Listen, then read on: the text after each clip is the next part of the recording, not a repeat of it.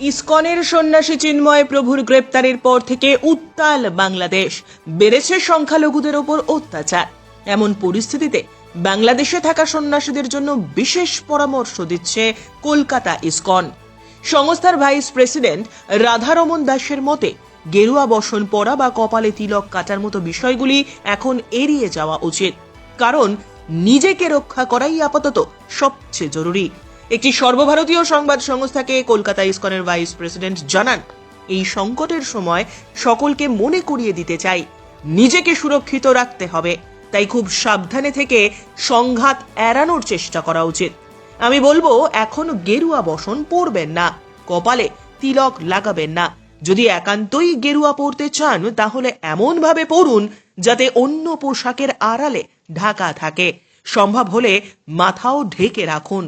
ISKCON কর্তার মতে, সন্ন্যাসী হিসেবে যেন আলাদা করে বাংলাদেশে কাউকে চেনা না যায়, এমন পদক্ষেপ করতে হবে। ধর্মীয় পরিচয় একেবারেই গোপন রাখতে হবে। ব্যুরো রিপোর্ট, উত্তরের প্রহরী।